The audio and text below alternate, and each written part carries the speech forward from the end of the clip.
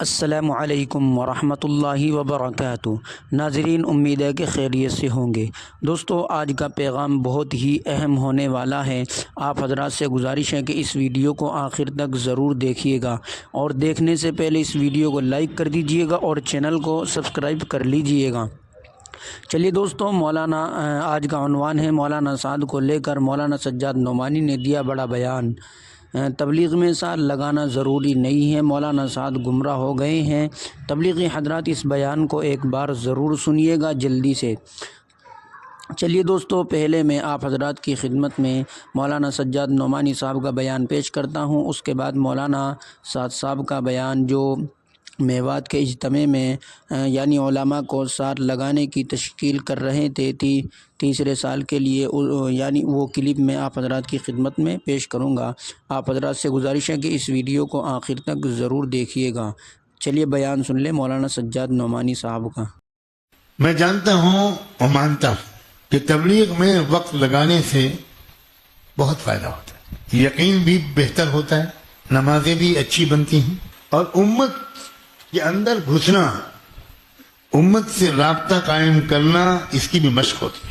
میں بالکل مانتا ہوں، بات کرنا آتا ہے، اگر صحیح تربیت ہو تو برداشت کرنا بھی آتا ہے، لیکن آج کل ایک خاص اور پہلو ہے۔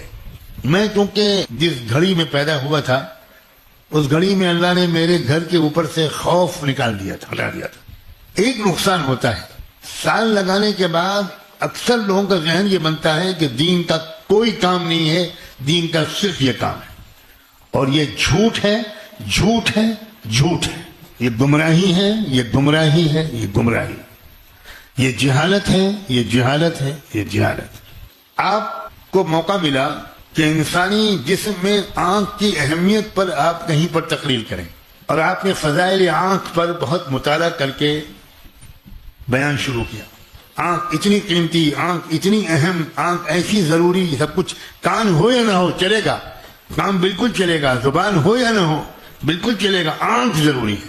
تو آپ کا فتویٰ اس آدمی کے بارے میں کیا ہوگا کہ بھئی ان کو تو فضائل دماغ کی ضرورت ہے۔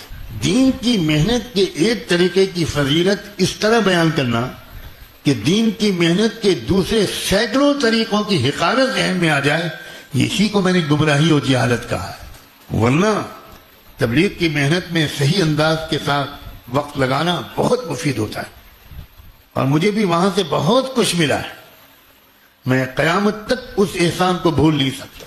لیکن مجھے اصلی تبلیغ ملی جس نے کبھی یہ نہیں کہا کہ یہی دین کی محنت ہے، باقی کچھ نہیں، جس نے کبھی یہ نہیں کہا کہ حضرت مولانا الیاس رحمۃ اللہ علیہ صحابہ کے بعد، حضور کے بعد بس حضرت مولانا الیاس نے دین کی محنت شروع کی، درمیان کے اتنے لمبے سال میں 1300 سال میں کوئی دین کی محنت ہوئی نہیں۔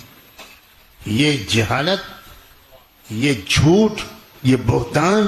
اب تو ڈر ہے کہ کسی کو جماعت میں نکلنے کا مشورہ دو تو وہاں سے وہ کیا سیکھ کر آئے گا، کچھ بھروسہ نہیں۔ اب دوستو، مولانا سعد صاحب کا کلپ سماعت فرما لے، پھر کمنٹس باکس کے اندر اپنی رائے ضرور دیجیے گا۔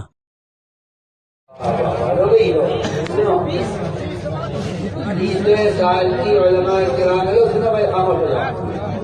تیسرے سال کی علماء کرام کی جماعت کے بعد سے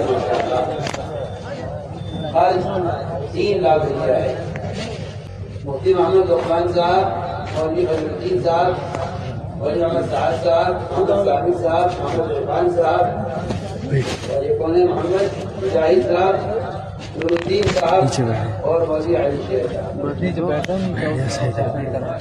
یہ تیسرے سال کے علماء کرام کی جماعت ہے۔